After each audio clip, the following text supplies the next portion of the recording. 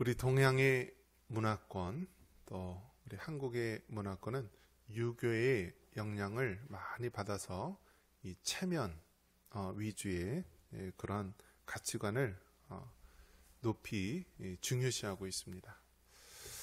그래서 체면 이것이 우리 안에 내재되어 있는 그러한 중요한 가치로 많이 여기며 살아왔는데요. 서양 사람들이 중요시하는 그 가장 중요한 가치는 무엇입니까?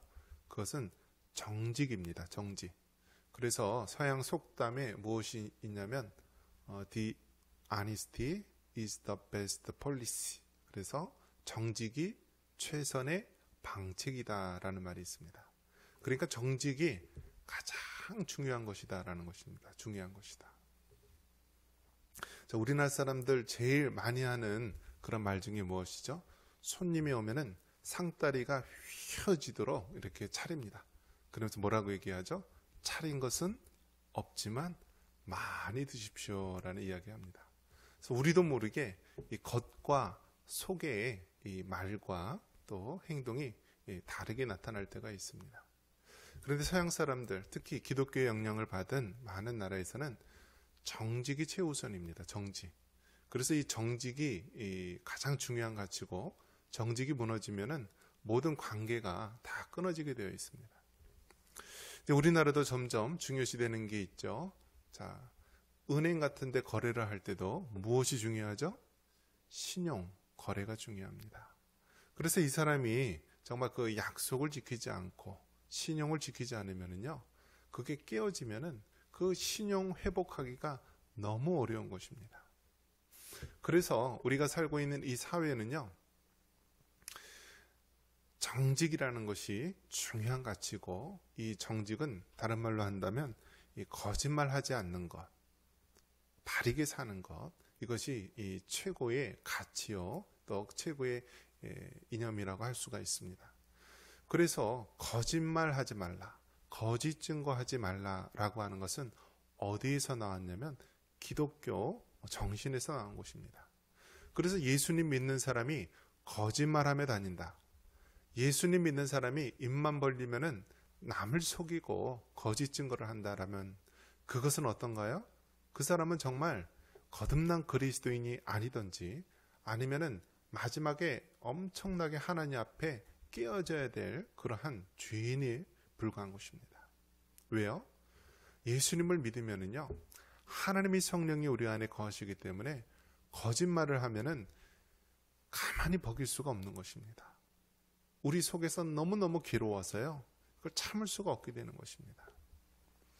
자, 그러면 성경에는 이처럼 거짓 증거하지 말라, 거짓 증언하지 말라라고 했는데, 반대로 거짓말을 즐겨하고 또 거짓의 앞잡이가 있습니다.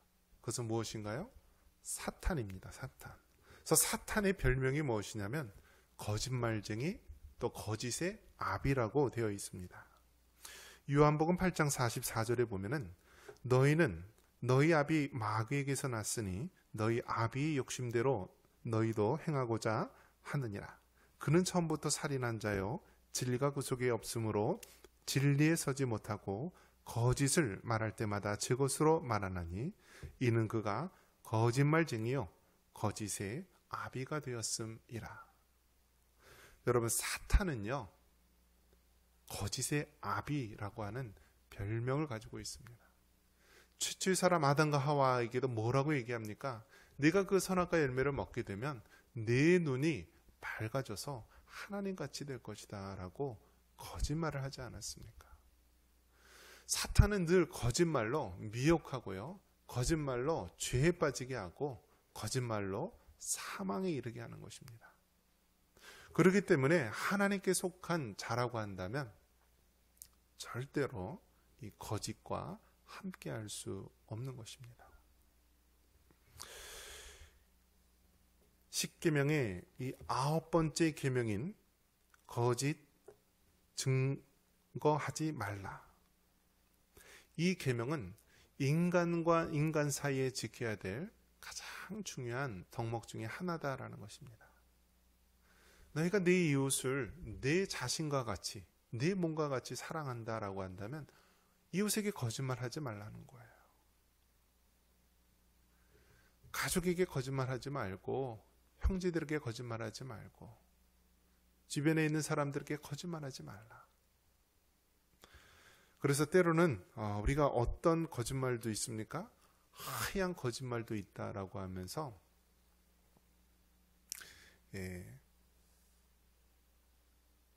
어떤 쪽에서는 하얀 거짓말은 해도 된다, 그런 주장을 하기도 하는데요.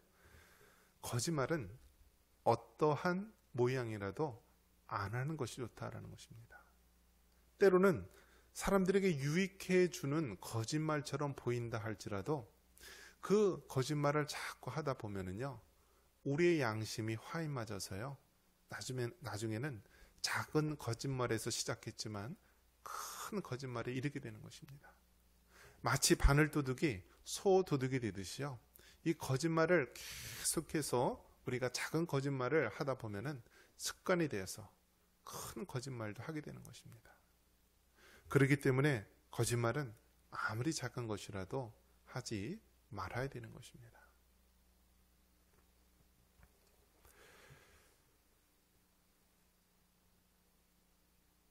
미국에 이민을 가면은 그 이민 온 사람을 차로 태워주는 사람이 누구냐에 따라서 그 사람의 직업이 달라진다라고 합니다. 그래서 청소업을 하는 사람이 픽업을 와서 데려다주면 그 이민 간 사람은 평생 청소하는 일을 또 하게 되고요. 또 세탁소 일을 하는 사람이 픽업을 하게 되면 세탁소 일을 하게 되고, 저마다 이렇게 처음 이민 올 때 자기를 처음 공항에서 픽업해 주는 사람의 직업에 영향을 많이 받는다라고 합니다.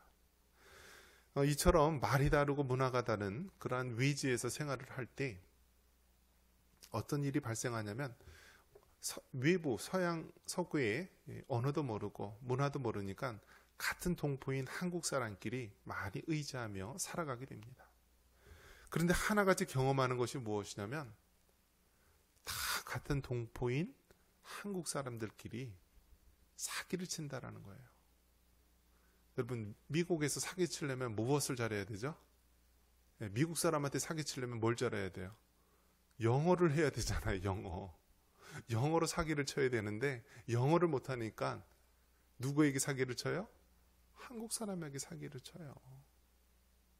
그렇기 때문에 거짓을 달고 다니는 경우가 많습니다. 서양에서는 이 서양 디아스포라, 흩어져 있는 이 한인들의 그 구심점이 어디냐면 교회입니다. 교회. 그래서 믿지 않는 그러한 사람들, 넌 크리스찬 같은 사람들도요, 한국의 음식을 맛보기 위해서, 또 김치를 먹고 싶어서 그냥 유학생들이 한인교회 가는 경우도 많이 있습니다. 자, 이처럼 한국 사람들끼리 모여 있는데요, 그렇게 한국 사람들끼리 사기를 친다라는 거예요. 심지어는 교회 내에서도 사기를 치고요, 심지어는 자신의 직분을 가지고 내가 어디 집사다, 내가 어디 권사다, 어디 장로다 하면서 그 교회의 직분을 가지면서 사람들을 안심시키고 거짓말치며 사기치며 남의 뒤통수를 때리는 그러한 악한 일들을 서슴지 않는다라는 거예요. 네 이웃을 사랑하라. 이웃을 사랑한다면 거짓 증언을 하지 마라.